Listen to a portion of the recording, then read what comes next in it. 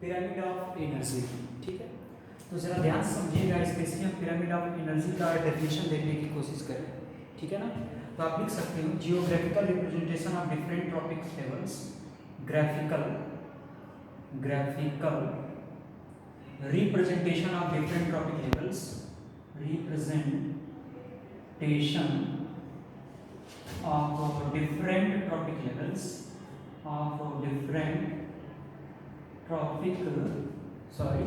different trophic level with respect to energy. ठीक है ना, यानी कि हम एनर्जी के रिस्पेक्ट में, ठीक है ना, डिफरेंट ट्रॉपिक लेवल्स के बीच एक जब ग्राफिकल रिप्रेजेंटेशन करते हैं तो इसी को मेरे बच्चे क्या बोलते हैं, स्पेशली पिरामिड ऑफ एनर्जी। बात फिर समझ में आ रही है? या कह सकते हैं show the energy flow, show rate of energy flow, rate of energy flow per unit area and time at successive trophic level.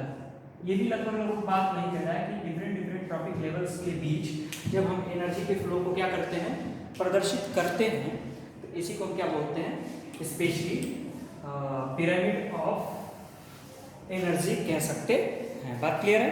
जैसे एग्जाम्पल के फॉर्म में देखिएगा, सपोज यहाँ पर मैं लिख दूँ ग्रास। क्या है ये? ग्रास। ग्रास को कौन टिक करता है? तो आप लिख सकते हो ग्रास हॉपर जो है वो ग्रास को टिक करता है। ग्रास हॉपर को कौन टिक करेगा? सपोज फ्रॉग ग्रास हॉपर को खा जाएगा। फ्रॉग को कौन टिक करेगा? तो सपोज मान लो आप स्नेक, और स्नेक को टिक करेगा मान लो आपका ईगल। ठीक है, अब जरा ध्यान दीजिएगा, अगर हम एक ग्रासलैंड को मान लें कि इसके पास जो है मान लीजिए 10,000 किलो कैलोरी जो है, किलोग्राम जो है इसके पास क्या है, एनर्जी है। कितना है? लगभग मान लीजिए 10,000 किलोग्राम। तो जब इसको ग्रासहॉपर को दिया जाएगा तो ये इसका केवल 10% जाएगा, यानी 10,000 का 10% कितना हुआ, 1,000 किलोग्राम आपका ग्रासहॉपर में जाएगा। जबकि ग्रासहॉपर को जब फ्रॉग टेक करेगा तो इसके पास 1,000 का 10% यानी 100 किलोग्राम। जब स्नेक इसको खाएगा तो 10 किलोग्राम, और ईगल तक जाते जाते वो 1 किलोग्राम तक रह जाएगा। यानी सिंपल समझिएगा, मैं इसको अगर 3D व्यू दिखा करके आपको बनाने की कोशिश करूँ, ठीक है ना, तो ज़रा देखिए, ये है आपका, ठीक है, मैं इसको रिप्रेजेंट कर रहा हूँ, समझ लीजिए ये है आपका trophic level first, trophic level second, trophic level third, trophic level fourth, और ये है फिफ्थ ट्रॉपिक लेवल। तो आपको देखने को क्या मिल रहा है कि स्पेशली जब हम ट्रॉपिक लेवल फर्स्ट से ट्रॉपिक लेवल फिफ्थ यानी लोवेस्ट ट्रॉपिक लेवल से हम हाईएस्ट ट्रॉपिक लेवल की तरफ जा रहे हैं, तो decrease in energy level, decrease in energy level, यानी यहाँ पर एनर्जी लेवल डाउन हो रहा है।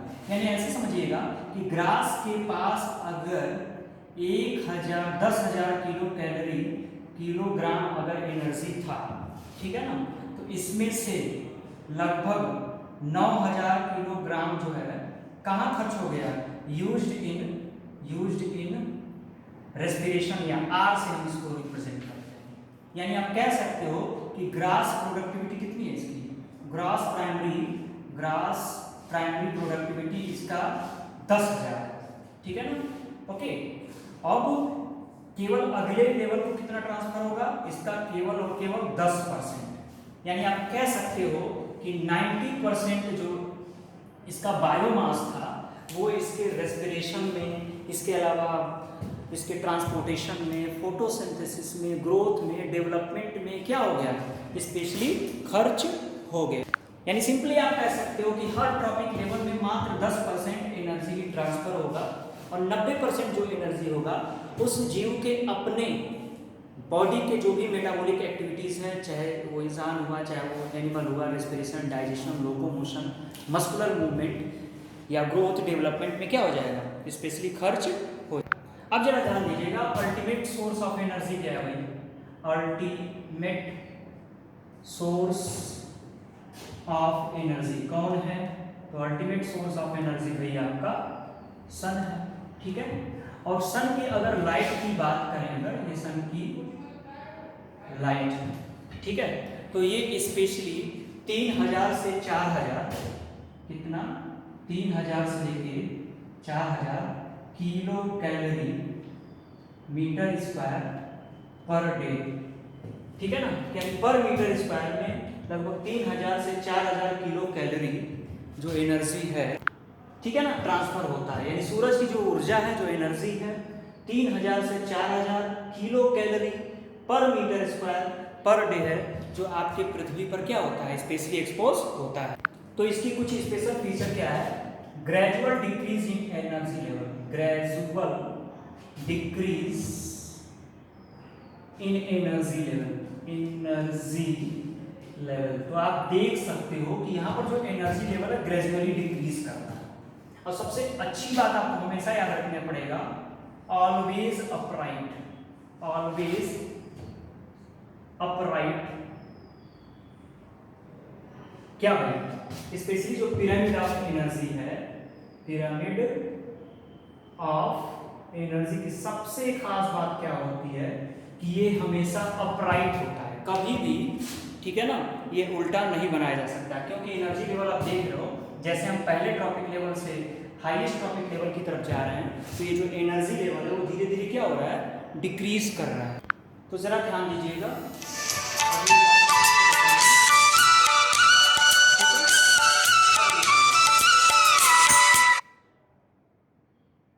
ठीक है। तो जो 3000 से 4000 kilo calorie meter square per day incident solar energy है, पौधे उसका 95 से 99% लॉस्ट कर देते हैं, ठीक है। 1 से 2% ही पौधे इसका यूज कर पाते हैं C3, और 1 से 5% जो C4 बनाते हैं। अब study of energy transfer at different trophic levels, ठीक है ना, study of energy transfer at different trophic levels, इसको हम बायो एनर्जेटिक्स या इकोलॉजिकल एनर्जेटिक्स कहते हैं। क्या बोलते हैं इसको, बायो एनर्जेटिक्स, बायो एनर्जेटिक्स या इकोलॉजिकल एनर्जेटिक्स कहते हैं, ठीक है ना। तो ये टर्म है जब हम एनर्जी के ट्रांसफर को पढ़ते हैं, क्लियर दिख रहा है, सॉरी, तो उसको हम बायो एनर्जेटिक्स कहते हैं, क्लियर। चलिए अगली बात लास्ट ये है कि 10% एनर्जी लॉ, 10% एनर्जी लॉ, ठीक है ना, जिसमें अभी मैंने आपको बताया था कि केवल 10% ही एनर्जी अगले ट्रांसफर होता है, 90% अपने बॉडी के लिए खर्च कर दिया जाता है।